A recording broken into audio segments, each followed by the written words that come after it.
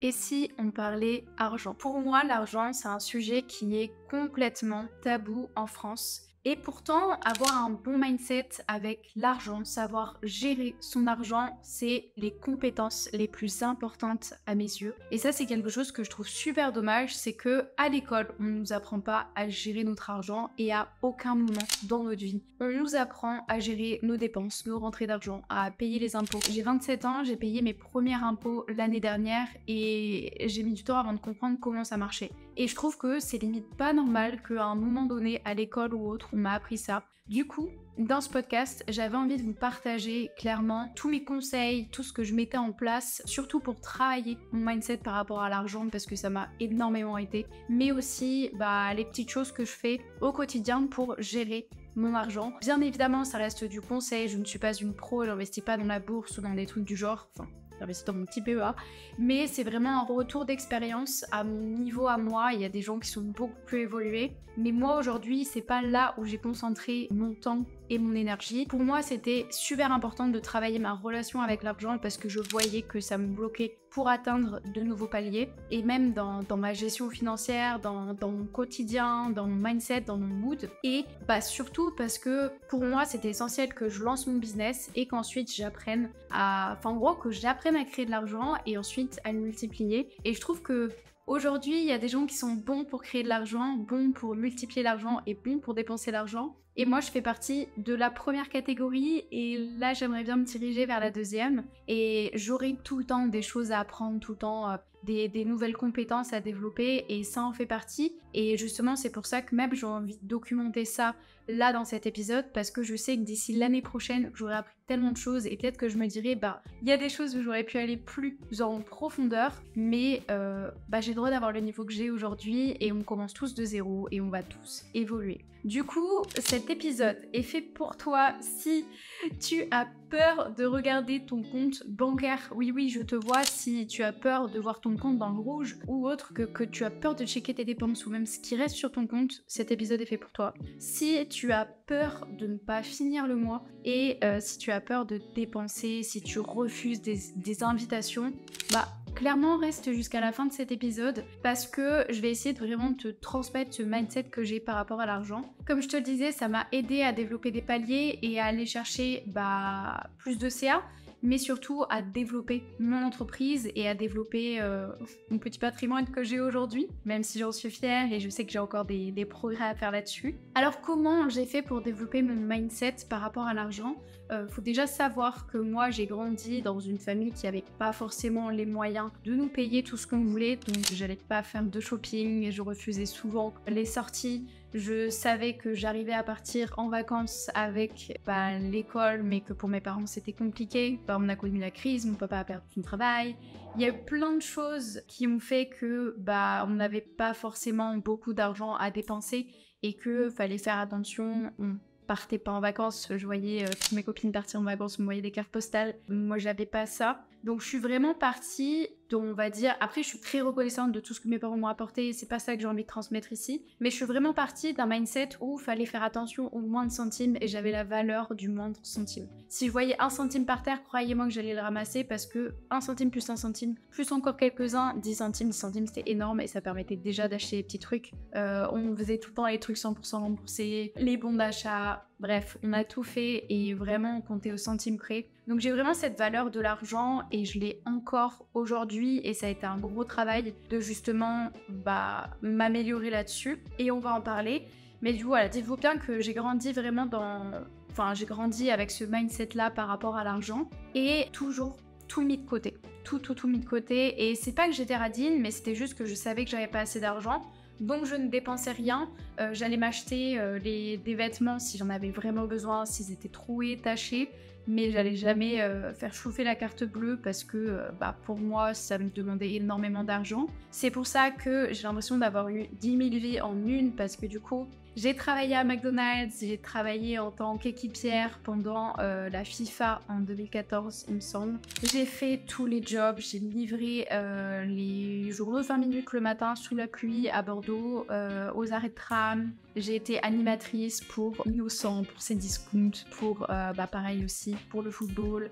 J'ai fait tous les jobs d'intérim, d'hôtesse, de distribution de flyers, d'animatrice, de tout ce que vous voulez, parce que je voulais avoir de l'argent. Ensuite, j'ai évolué, j'ai travaillé en tant que spécialiste running pour Adidas, j'ai travaillé chez Decathlon. Vraiment, j'ai fait toutes les expériences parce que je voulais avoir de l'argent et je voulais pas dépendre de mes parents. J'ai donné des cours de maths aussi quand j'étais petite. Bref, je faisais tout pour avoir le maximum d'argent de poche. Je me souviens même que je faisais des trucs sur internet pour gagner un petit peu d'argent, mais ça représentait quelques euros par mois, donc je devais attendre plusieurs mois avant de récupérer mes euros. Mais j'ai toujours été dans ce truc où je voulais pas dépendre de mes parents, même si forcément il fallait que je dépende d'eux, parce que j'étais à l'école plein de temps, entre guillemets, et je faisais toutes ces activités-là à côté, le week-end ou après les cours. Voilà, j'avais vraiment ce mindset-là. Et en fait, j'ai commencé à faire mes propres sous et à partir de ce moment-là, ça m'a quand même donné un certain confort de me dire j'ai une somme de côté s'il m'arrive quelque chose. Et j'ai toujours été dans ce truc où j'arrivais un petit peu plus à me faire plaisir, mais j'avais toujours besoin d'avoir cette poche de secours, cette poche d'argent. Parce que mes parents, ils m'ont toujours dit, quand tu voudras t'acheter ta première voiture, quand tu voudras acheter ta maison, si t'as un problème à l'hôpital, il faudra que t'aies besoin de cet argent-là. Et du coup, je me suis dit, ouais, je veux pas être dans la merde, j'aurai toujours de l'argent de côté. Donc j'ai toujours mis de côté. Après, j'ai énormément de chance, je suis restée jusqu'à tard chez mes parents, même si je suis rapidement partie voyager dès le bac+3. Je suis partie vivre à Londres. Pareil, au début, les premiers mois, c'était mes parents qui m'ont aidée et dès le deuxième mois, j'avais un travail pour me payer vraiment mon loyer. Et après, j'ai développé mon activité en ligne. Et en fait, c'est vraiment à partir du moment où j'ai gagné de l'argent. Donc moi, j'ai pu me lancer, j'étais logée chez mes parents. Et au bout de 3 mois, je gagnais 3 000 €. Je suis partie vivre à Bali et là, j'ai continué à voyager partout. Et en fait, c'était à partir du moment où je gagnais mes propres sous que j'ai dû très rapidement me dire je vais pas tout dépenser. Et je pense que ça c'est un truc, et même aujourd'hui je comprends pas, mais je vois des gens qui gagnent beaucoup d'argent à certains niveaux sur les réseaux sociaux et qui dépensent tout. Et moi en fait, même si je gagnais 3 000 € et que c'était énorme parce que je pensais que toute ma vie j'allais gagner un SMIC,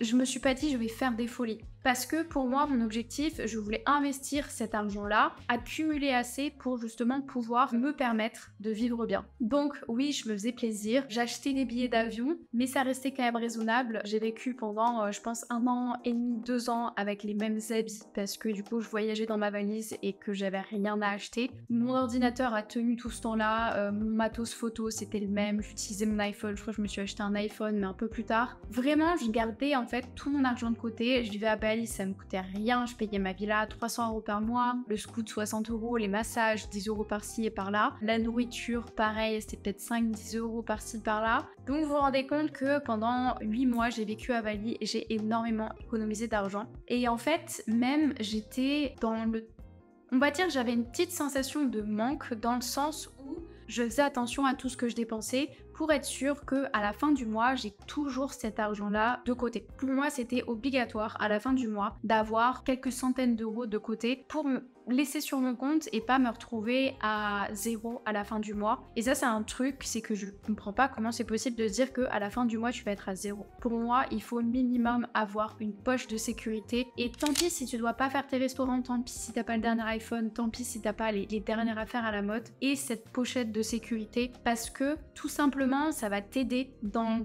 ta prise de décision. Et ça, je l'ai remarqué, si t'as l'impression d'être dans le rouge, si t'as plus d'argent, tu vas prendre les mauvaises décisions. Et souvent, c'est des décisions toutes bêtes mais qui vont encore plus te mettre dans le rouge, et vraiment juste avoir ce confort là et ne pas être dans le négatif, ça va te permettre de prendre des décisions plus intelligentes, plus smart pour la suite, que ce soit perso ou pro. Du coup j'ai vraiment essayé de travailler sur ce manque là. Alors je vous mentirais si je vous disais que je n'ai pas encore aujourd'hui, parce que même si mon niveau de vie s'est énormément amélioré, mes proches me font remarquer des choses et je trouve ça normal, mais je vais aller au supermarché et des fois je vais comparer les prix juste pour quelques centimes parce que c'est comme ça que j'ai été élevée. J'ai des seuils dans ma tête que je ne peux pas dépasser, c'est-à-dire que pour moi mettre plus de 100 € dans un habit c'est inconcevable, et pourtant j'aimerais bien parce que je me dis que je grandis, je vais bientôt avoir 30 ans et il me faut des pièces basiques que je vais remettre toute ma vie et j'ai besoin d'investir dans des pièces de meilleure qualité que là je suis full Zara et de me dire que à chaque fois les pièces Zara déjà c'est pas la meilleure des choses, pas quand on parle d'être éco-responsable etc, mais c'est le plus accessible et le moins cher aujourd'hui. Mais j'ai envie de faire des efforts là-dessus justement, mais en fait le problème c'est que ça coûte toujours énormément plus cher et je suis en train de travailler mon mindset par rapport à ça pour me faire plaisir, pour avoir bonne conscience, pour acheter chez des créateurs. Ça, je l'ai beaucoup fait. J'ai aussi beaucoup d'affaires qui viennent de Bali et qui ont été directement créées par mon tailleur. Mais aujourd'hui, je peux pas tout le temps aller à Bali et faire mes habits à Bali. Et c'est pour ça que je travaille énormément dessus. J'avais ce truc-là. Alors, c'est vraiment une anecdote qui m'a marquée. On en avait parlé avec mon ex parce qu'il m'avait dit j'aime tout chez toi, mais il y a un truc qu'il faut qu'on en parle. Il m'a dit tu sais, on partage tout. Moi, j'aime bien partager, tatati tatata. Et toi, t'as un problème avec ça. Et il me dit tu vois, la dernière fois, j'ai pris ton shampoing. Et tu m'as dit non, prends pas mon shampoing. Et en fait, c'est vrai. C'est que mon shampoing, j'ai acheté un shampoing qui coûte plus cher que la moyenne des shampoings qu'on achète au supermarché. Et pour moi, c'était vraiment un truc où je me suis dit, waouh, je vais mettre autant d'argent dans un shampoing. Mais quand je vous dis ça, c'est peut-être que le shampoing il coûtait 20 €. Hein. C'est pas un truc de dingue. Et du coup, oui, pour moi, il avait pas le droit de le prendre parce que ça m'a fait coûter cher et que fallait pas le dépenser comme ça. Et ouais, je me suis beaucoup remise en question par rapport à ça parce que je me suis dit, ok, je travaille dur pour augmenter mon niveau de vie. Aujourd'hui, j'ai mon salaire qui tombe aussi et j'essaye encore de travailler par rapport à ça et de me dire que je peux élever mon niveau de vie petit à petit. Bien évidemment, c'est parce que j'ai travaillé et que ça fait quand même plus de 2 ans que je génère mon propre argent, que j'ai pu mettre de l'argent de côté aussi, mais je l'ai pas fait de suite en fait parce que pour moi c'était important d'avoir ça, une grosse poche de sécurité. Et à chaque fois c'est tout bête, mais je me dis ok, ça coûte tant. Genre les mecs qui s'achètent des Rolex à Dubaï, une Rolex ça coûte minimum 5-6K. Avec 7K, j'ai fait un apport pour acheter un bien immobilier, j'ai déjà pris 10 000 € de plus-value. Et je me dis, en fait je réfléchis tout le temps comme ça, de me dire non, j'ai besoin de placer les sous, d'avoir cette sûreté avant de commencer à acheter du matériel en fait. Et je pense que j'ai jamais été trop attirée par le matériel. Là j'avoue, j'ai passé quelques mois à Dubaï et des fois je me dis, oh si je veux ce petit sac à main, ces petites boucles d'oreilles, ces chaussures. Et après je vois le prix et je me dis ouais, en fait jamais de ma vie je mettrais 1000 € dans des chaussures. Mais maintenant je me dis, mettre 1000 € dans une paire d'escarpins de marque qui va me tenir toute ma vie, oui peut-être, mais il y a des choses plus importantes à acheter. Donc j'ai quand même moi encore ce mindset aujourd'hui que je travaille. Ça me fait du bien d'en parler aussi avec mes proches et c'est vrai qu'aujourd'hui mon entourage, ils sont comme moi, ils font leur argent, ils se font plaisir. En fait on a aussi différents moyens de se faire plaisir et peut-être qu'il y a des gens qui préfèrent se faire plaisir dans les sacs à main et d'autres dans les voyages comme moi. Donc je sais aussi que chacun on a notre petit truc. Mais ouais, c'est un truc que je travaille encore. Pour moi, ce qui est aussi super important avec l'argent, c'est qu'il faut pas voir ça comme quelque chose de négatif et je le vois souvent que c'est dur de parler d'argent parce que c'est toujours quelque chose de négatif. Mais non, aujourd'hui, l'argent pour moi, c'est une énergie. C'est une énergie pour aller plus vite, c'est une énergie pour apprendre de nouvelles compétences, c'est une énergie pour vivre. Je pense qu'en fait, j'ai réussi à avoir ce switch-là quand je suis arrivée à Bali et que je me suis dit, ok, si je veux aller plus vite, il faut que j'investisse. Je vais utiliser l'argent comme un investissement de gagner du temps. Et en fait, j'ai été beaucoup plus vite, j'ai pu lancer plus rapidement mon activité, j'ai pu plus rapidement évoluer et au final générer plus d'argent que si j'avais tout voulu faire en cherchant le contenu sur les réseaux sociaux, en essayant moi-même, etc. Et pour moi, c'est le meilleur investissement que j'ai pu faire que d'investir sur moi-même et je vous souhaite aujourd'hui d'investir sur vous. Au lieu d'investir 1500 € dans le nouvel iPhone, investissez 1500 € sur vous. Vous allez avoir direct le retour sur investissement dans les quelques mois qui suivent et vous pourrez vous acheter des iPhones tous les ans par la suite. Et moi, j'ai vraiment en fait cette réflexion de me dire l'argent c'est un investissement, ça me permet d'aller plus vite, de gagner du temps et d'avoir un retour sur investissement plus durable. Et j'ai toujours ce truc de vision long terme et de me dire ok, peut-être que là j'ai pas le dernier iPhone, c'est pas grave, j'ai pas eu le dernier iPhone pendant des années et même encore aujourd'hui, je sais même pas quand est-ce que je m'achèterai le dernier, mais j'ai pas ce dernier iPhone, mais justement je vais avancer sur moi, je vais développer des compétences qui vont me permettre de générer plus d'argent. Et ça, je pense que c'est un truc qu'il faudrait plus voir. Aujourd'hui, quand vous achetez une formation, c'est pas le prix qu'il faut regarder, c'est ce que ça va vous apporter et la destination. Et en fait, je me rends compte que peut-être que oui, toutes les informations, par exemple, si je prends mon exemple de la formation, oui, peut-être que toute la formation est trouvable sur internet, mais aujourd'hui, ce qu'il y a dans la formation, c'est moi, mes compétences que j'ai développées après des années, j'ai testé, j'ai perdu du temps, j'ai perdu de l'énergie, j'ai perdu de l'argent et j'ai tout regroupé pour que, au lieu que ça vous prenne peut-être 1 an, 2 ans et que vous abandonniez donniez, que vous lanciez que directement et que vous ayez des résultats en 1, 2, 3 mois, 4 mois si vous avez un side job à côté. Et justement, il y a cet accompagnement pour aller encore plus loin et vraiment casser toutes vos croyances, travailler votre mindset et faire directement les bonnes choses et aller plus vite. Et ça, c'est un truc, oui, il faut pas toujours vouloir aller plus vite parce qu'il y a trop de gens qui veulent aller trop vite et si ça marche pas au bout de 1, 2, 3 jours, une semaine, un mois, qui arrêtent. Mais c'est trouver le juste milieu en se dire, je vais gagner plus de temps, mais je vais atteindre mon objectif et ça prendra le temps qu'il faudra, mais j'ai cette vision long terme. Et ça, c'est vraiment le mindset que je vous souhaite. On a un petit peu dérapé du mindset argent, mais pour moi, ça relie quand même un petit peu et vraiment voyez l'argent comme de l'énergie. Et d'ailleurs, ça, c'est un truc que aussi j'ai réalisé quand j'étais à Bali. C'est que à Bali, je faisais énormément de dons, je donnais énormément. Et c'était des trucs tout bêtes où j'allais, donner des pourboires, chose que on n'a jamais été élevé comme ça en France parce que limite tu donnes un pourboire, on ne te remercie pas. Mais à Bali, en fait, j'avais ce truc où je donnais, les gens ils étaient tellement heureux et je me rendais compte que ça pouvait changer leur vie. Je crois que pendant le Covid, c'était un truc comme si on donnait 6 €, on pouvait nourrir 10 familles pendant une semaine. J'ai été distribuer plein d'alimentation, tout ce qui est serviettes, des habits, des crayons, des livres, etc.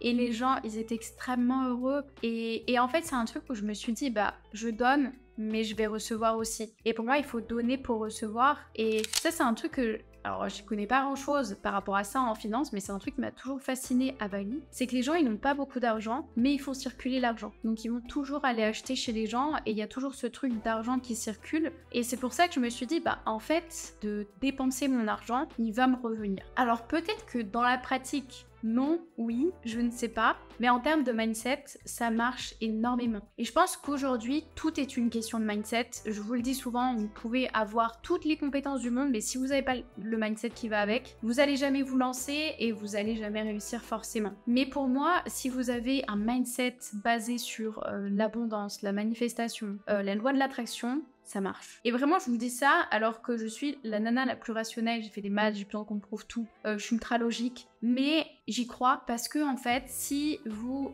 manifestez, si vous croyez en la loi de l'attraction, vous allez attirer les choses à vous, pas parce que vous allez dire oui, je veux ça, mais tout simplement parce que inconsciemment, vous allez mettre en place les actions. Que si vous dites je vais pas y arriver, en fait, vous allez vous auto-saboter parce que vous allez pas mettre l'énergie pour, donc forcément, ça va pas marcher. Et ça, c'est vraiment un truc, c'est pour moi avoir le bon mindset. C'est ce qui débloque tout. Et c'est pour ça qu'il y a d'ailleurs plein de gens sur les réseaux sociaux qui parlent de mindset, de développement personnel. Et c'est super important que vous vous formiez là-dessus et que vous y croyez aussi. Après, ce qui va être important si vous voulez développer une meilleure gestion de l'argent, ça va être de vous former, de regarder des vidéos, de regarder sur internet, de vraiment répartir les choses. Moi, je sais que, par exemple, ce que je fais, c'est que sur mon salaire, ce que je gagne chaque mois, je mets 10% sur mon PEA. C'est un truc tout bête. J'ai commencé l'année dernière. J'ai pas fait ça depuis des années, mais c'est mon petit truc où je me mets vraiment ça de côté. Et là, j'ai regardé sur l'année 2023, j'ai fait 15% de rendement, ce qui est énorme d'ailleurs, parce que en moyenne, les rendements qu'ils promettent sur par exemple sur l'IMO, des trucs du genre, le max c'est 7 et encore faut aller chercher 10. Et sur mon petit PEA, j'ai fait 15% de rendement. Alors je vais pas vous donner des conseils parce que je pense que j'ai écouté les conseils d'un ami qui m'a bien conseillé, mais je vous les transmettrai pas ici, on en reparlera peut-être dans un épisode. Mais tout ça pour dire que gérez votre argent, mettez-vous des répartitions, regardez les charges que vous avez chaque mois et faites en sorte d'avoir toujours de l'argent de côté. Essayez de vous projeter sur les 3 prochains mois, peut-être que vous allez serrer les fesses d'ici les 2-3 prochains mois, mais si ça peut vous permettre de gagner plus d'argent sur le long terme, croyez-moi, ça vaut le coup. Peut-être qu'il faut prendre un appart un petit peu moins cher, retourner chez vos parents si vous lancez votre business, aller travailler des heures sup à côté. Il y a plein de choses que vous pouvez faire. Je suis passée par là, donc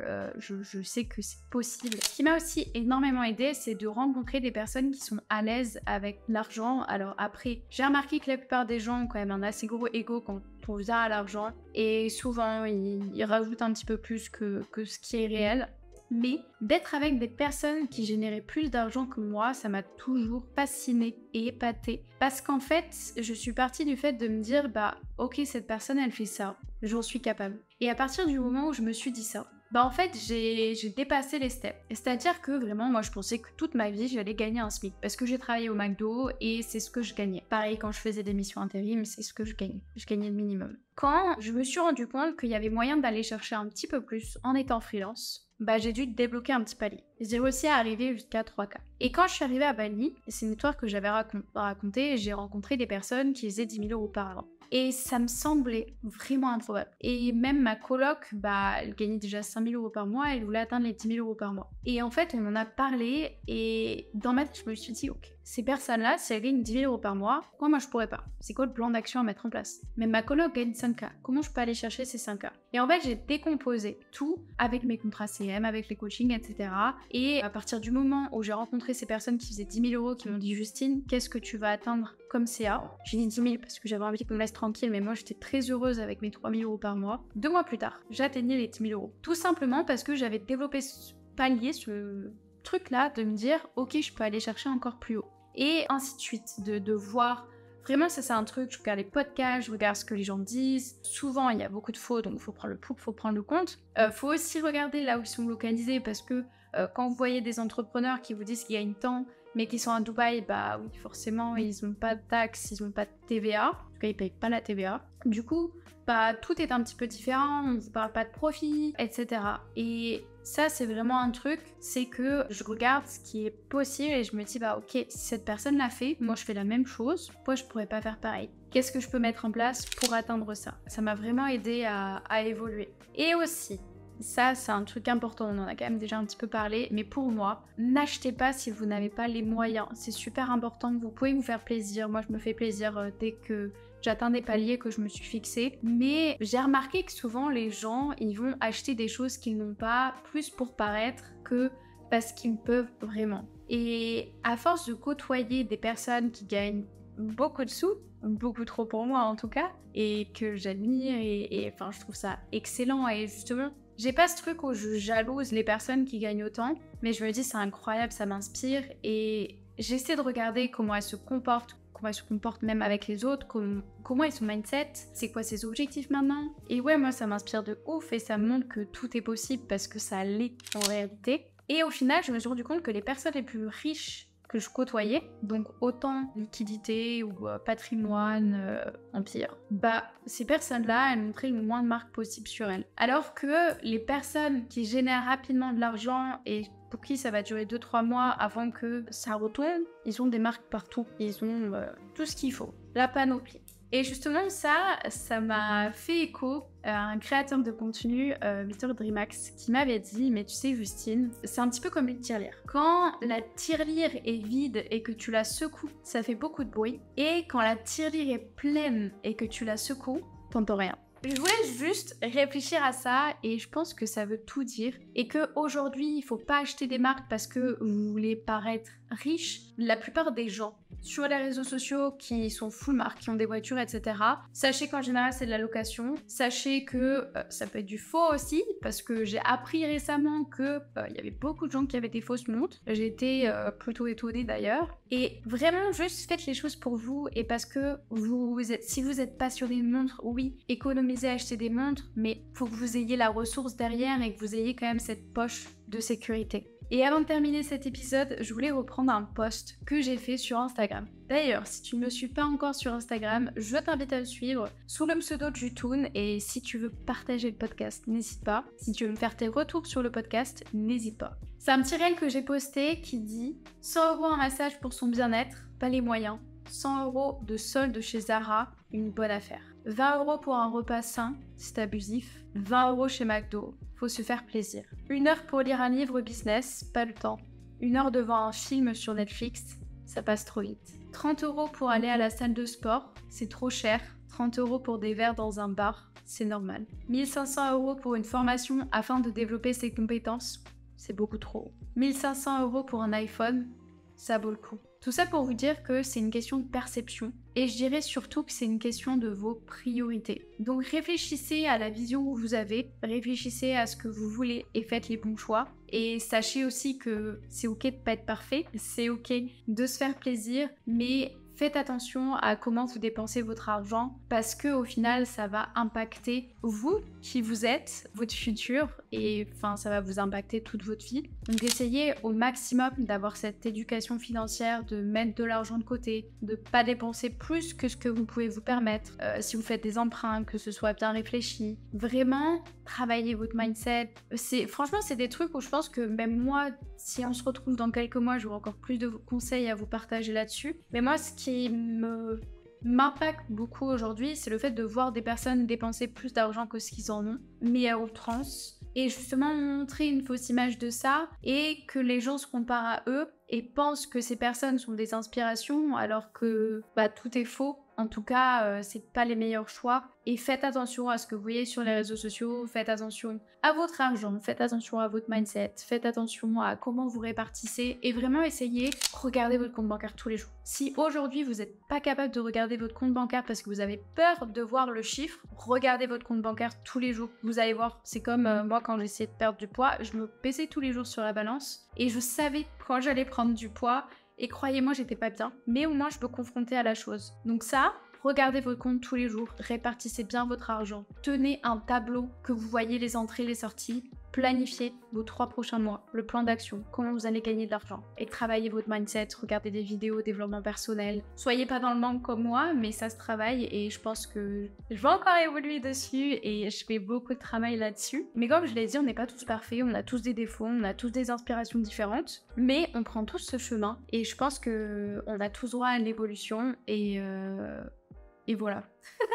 Je suis partie dans un truc pour cette fin d'épisode, mais en tout cas j'espère que ça vous a plu. J'ai vu que c'était un sujet qui vous intéressait énormément, l'argent, et j'ai envie de me former encore plus dessus pour pouvoir vous faire des retours par rapport à ça, de comment je gère mon argent, comment je gère entre mes sociétés, comment j'investis, même si je suis un petit bébé, mais comparé à d'autres personnes, je sais que je pourrais quand même vous apporter quelque chose. Il y a des personnes qui sont loin devant moi, mais ouais, j'ai envie de me former là-dessus. Et d'ailleurs, vous l'avez sûrement vu, écouté dans un des épisodes précédents où je vous racontais mon bilan de 2023 et mes objectifs de 2024 et me former à l'investissement et à mieux contrôler mon argent, mieux investir, c'est mon objectif. Un gros objectif de 2024. Merci à vous d'avoir écouté cet épisode. On se dit à très vite dans un nouvel épisode du podcast Anne Girl Boss.